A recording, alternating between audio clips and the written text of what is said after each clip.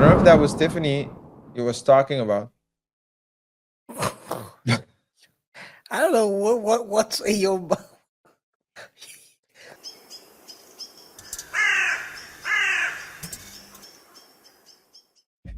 I think it's a shame, and I've said this before, and I'll keep saying it.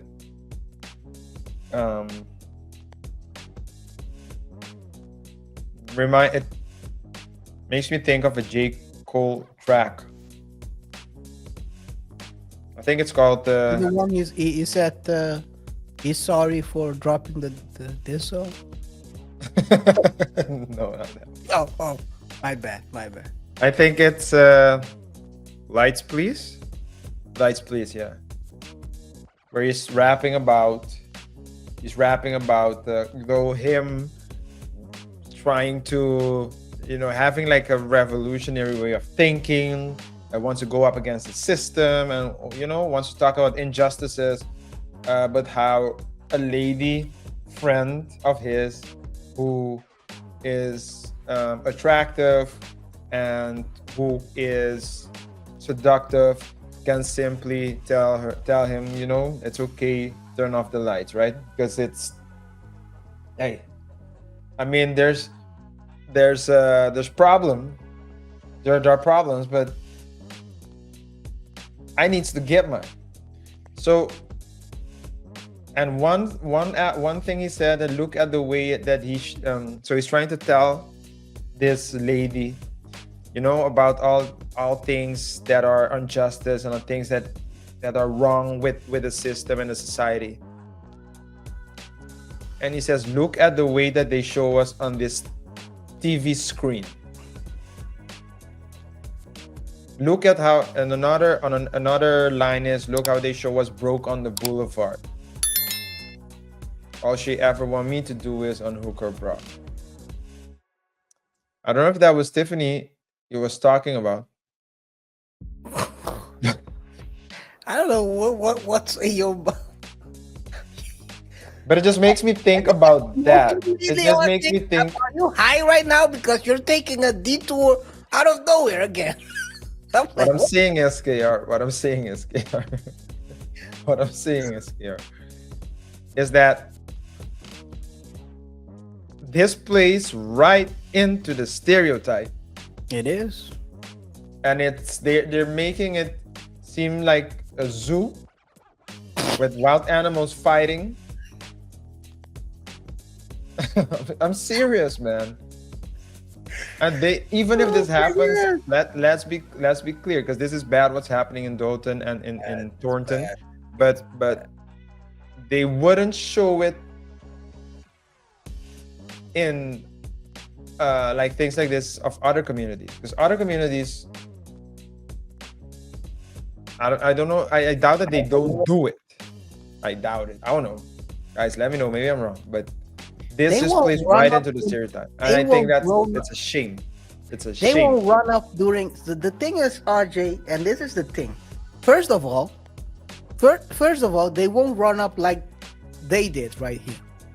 It's like an action reaction. It's a chain reaction, right?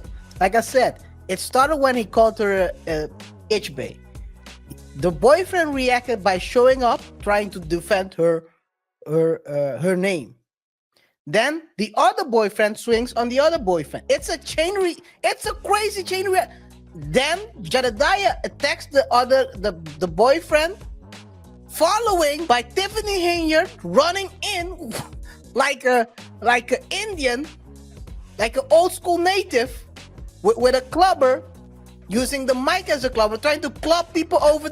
What are we doing? Yo, this is if you break it down, it's a crazy chain reaction. But let's take a look.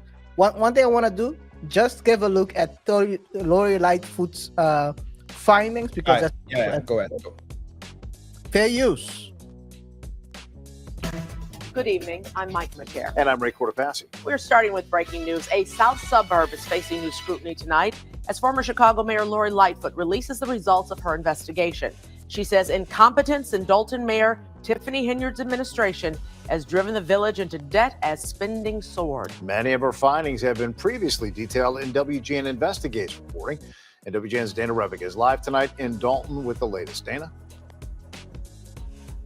Well, Lightfoot laid out her report tonight here behind me inside the Dolton Park District field house. It was packed with residents who are extremely concerned about the village's finances. Their eyes is open. They waking up now. They don't woke up a sleeping bear. That's what I would call it. A packed room full of Dolton residents here to listen to the final report from former Chicago Mayor Lori Lightfoot, detailing the findings of her investigation into the village of Dolton and its mayor, Tiffany Henyard. The residents of Dolton have suffered needlessly because of the financial mismanagement under this current mayor. The Dolton Village Board of Trustees hired Lightfoot last spring after a series of WGN Investigates reports detailing Mayor Tiffany Henyard's first-class travel, questionable charity, and self-promotion. Lightfoot laying out a pattern of unchecked spending. There is not a system for ensuring that there are receipts for the various credit card purchases. And what this means, unfortunately, is that the Board of Trustees in many instances was not able to even track or see credit card purchases that were being done over the last few years. For example, $48,000 spent on building an ice rink charged to village credit cards with no board approval and no competitive bidding process. Spending peaked in 2023 when more than $775,000 was spent on credit cards, more than $200,000 of that on Amazon, and more than $117,000 on travel, including those 2 so-called business trips to Las Vegas. Lightfoot also highlighted a broken FOIA system with no one on staff to properly manage public information requests and no staff accountant in the village to oversee spending. It's just the spending of the money and how it was spent and how they did it so much like undercover and nobody really got a chance to see what was going on. This all comes after last week when Henyard was found in contempt of court after failing to sign liquor licenses for businesses in Dolton that the board had previously approved, and a looming federal investigation into the mayor. The FBI has also been in contact with various people who have information about the allegations that are here, what they intend to do and the timing of that. No one really knows except for them.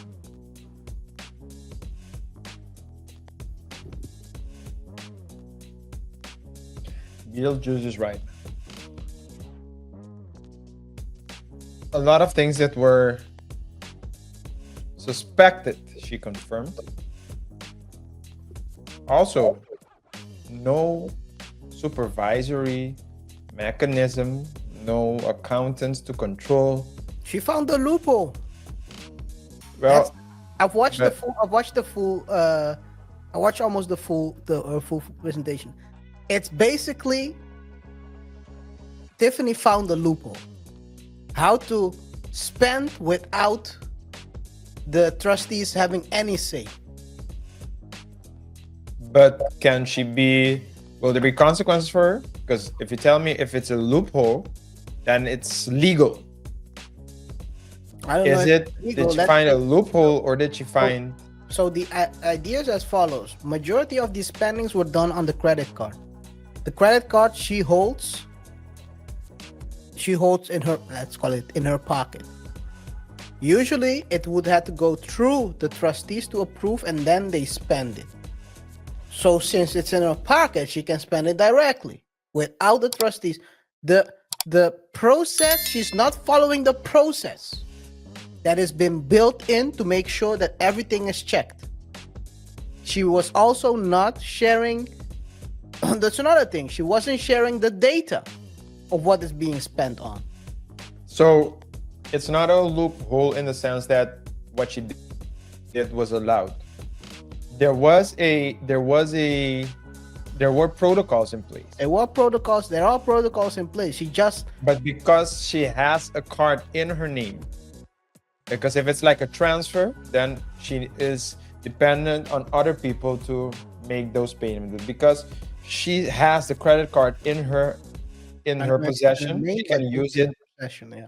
And then, but aside from that, she didn't provide the financial records. No.